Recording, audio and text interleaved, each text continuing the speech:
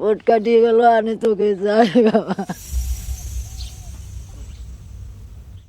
কি কারণ কি কারণে আমি কেমন কো বাবা? চাইছেন এখন? আমি চাচ্ছি তোকে যাচ্ছি বাবা, তোকে যাচ্ছি। আমি তো সব দিন তোকে চাই।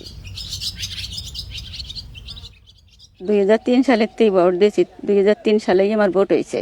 আচ্ছা, সেই ভোট কি করে কাটিয়ে দিয়েছে জানি না।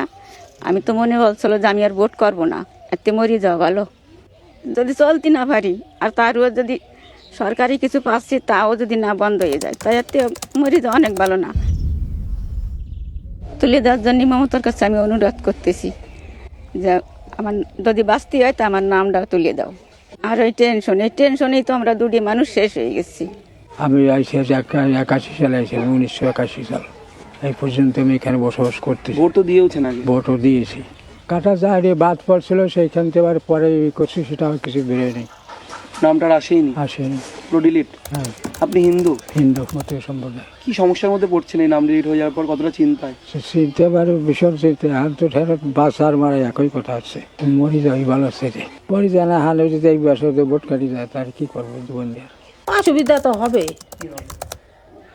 ভোট না থাকলে তো সব রকমের অসুবিধাই হবে। আমার 2 ছেলের মাধ্যমিক পাস সার্টিফিকেট আছে, এসসি কার্ড আছে, তারপরে জন্ম কার্ড আছে, পোলিও কার্ড আছে। তো আমাদের বাংলাদেশে কেউ নাই, তো তা আমরা যাবো কোথায়?